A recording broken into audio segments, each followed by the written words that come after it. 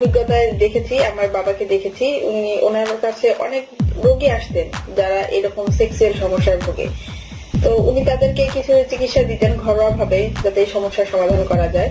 তো সেখান থেকেই আমার জানা কিছু পদ্ধতির মধ্যে আমি একটি আজকে আপনাদের কাছে উপস্থাপন করছি।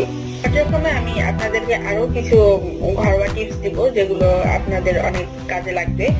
তো আজকে আমি যে টপিকটা নিয়ে আপনাদের সঙ্গে ডিসকাস করবো সেটা হচ্ছে যে পুরুষদের সেক্সুয়াল পাওয়ার কিভাবে বাড়ানো যায়। তো এর জন্য আপনাদের বেশি কিছু প্রয়োজন হবে না। বাজার থেকে যে খেজুর আমরা কিনে খাই সেই খেজুর আর গাভীর দুধ, এতটুকুতেই যথেষ্ট। খেজুরের অনেক রকমের উপকারিতা আছে। খেজুরের মধ্যে অনেক পুষ্টিগুণ বিদ্যমান, যেমন খেজুরের মধ্যে calcium, potassium, zinc, iron, fibre, বিভিন্ন ধরনের ভিটামিন, যেমন vitamin A, vitamin B, vitamin C, vitamin K আছে। আর গাভীর দুধের উপকারিতা সেটা আপনি জানেন, এর মধ্যে অনেক রকমের পুষ্টিগুণ বিদ্যমান।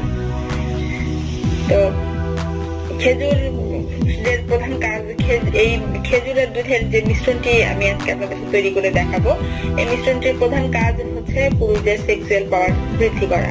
তো এছাড়াও এই মিশ্রণটির আরো অনেক রকমের কার্যকারিতা আছে।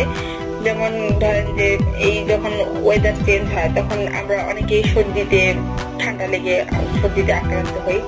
তো এই সর্দিতে যদি এটা রেগুলার সেবন করা হয় এই মিশ্রণটি, তাই অনেক উপকারিতা পাওয়া যায়।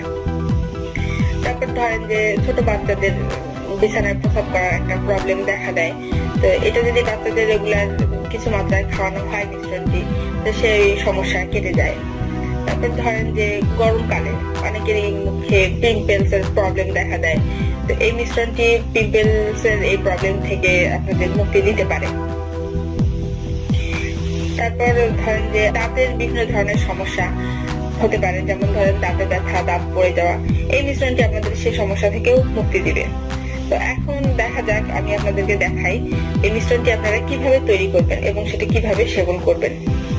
এই মিশ্রণটি তৈরি করার জন্য আপনাদের এই খেজুর আর দুধ নিয়ে রাত্রেবেলায় কয়েকটি খেজুর নিলেন, নিয়ে খেজুরের ভিতর থেকে খেজুরের বীজটা বের করে ফেলে এই আপনার 250 গ্রাম দুধের মধ্যে 4-5টি খেজুর আপনি দিয়ে দিলেন, বীজটা বের করে ফেলে। এই সারা রাত ধরে 4-5টি এই খেজুর আপনাকে দুধের মধ্যে ভিজিয়ে রাখতে হবে।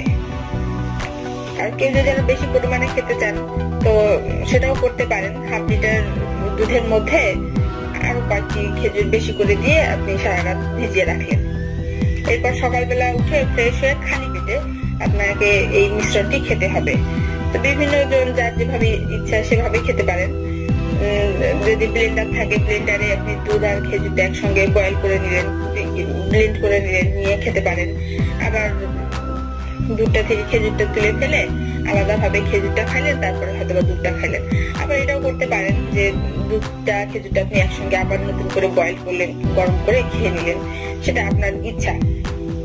ছোট, কিশোর, বৃদ্ধ, যে কোনো বয়সের মানুষের যদি ক্যালসিয়ামের কোনো প্রবলেম থাকে, তাকে যদি এই মিশ্রণটি রেগুলার খাওয়ানো হয় তাহলে খুব তাড়াতাড়ি তার এই প্রবলেমটা দূর হয়ে যাবে, ক্যালসিয়ামের চাহিদা পূরণ হয়ে যাবে। আবার অনেক পুরুষ দেখা যায় যে যারা দুর্বল, পাতলা, তাদের এই মিশ্রণটি যদি রেগুলার খাওয়ানো যায় অল্প কয়েকদিনের মধ্যে সে রেজাল্ট পেয়ে যাবে, তার এই দুর্বলতা কেটে যাবে। এই দুধের মধ্যে যে 4-5টি খেজুর দেওয়া হলো, এটার যদি কেউ এতটা শরীরে সহ্য করতে না পারে তাহলে সে তার খাওয়ার পরিমাণটা কমিয়ে দিতে পারে। দুধের মধ্যে 4-5টি খেজুর না দিয়ে 2-3টি খেজুর দিয়ে হয়তোবা সপ্তাহে প্রতিদিন না খেয়ে সপ্তাহে 2 দিন খেলো। এভাবে সে তার শরীরের সহনীয় ক্ষমতা অনুযায়ী মিশ্রণটি সেবন করলো। প্রথমে যা বলছিলাম যে এই মিশ্রণের সব থেকে বড় উপকারিতা হচ্ছে পুরুষদের সেক্সুয়াল পাওয়ার বৃদ্ধি করা। তো যাদের এই সমস্যায় আছে, এই সমস্যায় যারা ভুগছেন, তারা যদি এই মিশ্রণটি রেগুলার ব্যবহার করেন তাহলে খুব শীঘ্রই 2-4 দিনের মধ্যেই তার নিজেদের মধ্যে একটা এনার্জি পাওয়ার অনুভব করবেন যে উপকারিতা হচ্ছে। যারা এই সেক্সুয়াল প্রবলেমে, যে সকল পুরুষেরা এই সেক্সুয়াল প্রবলেমে ভুগছেন, তারা এই মিশ্রণটি ট্রাই করে দেখতে পারেন। 100% শিওর যে 2-4 দিনের মধ্যে আপনারা রেজাল্ট পেয়ে যাবেন। তো আজকে এই পর্যন্তই। পরবর্তীতে আমি আরো কিছু ঘরোয়া টিপস নিয়ে আপনাদের সামনে হাজির হব। তো আমার পরবর্তী ভিডিওগুলো পাওয়ার জন্য আপনারা এই চ্যানেলটি সাবস্ক্রাইব করে রাখেন, যাতে আমি টিপসগুলো আপনাদের কাছে পৌঁছে দিতে পারি। আপনাদের যদি কোনো প্রবলেম থাকে, কোনো প্রশ্ন থাকে, তো আপনারা আমাকে কমেন্টস এর মাধ্যমে জানিয়ে দিতে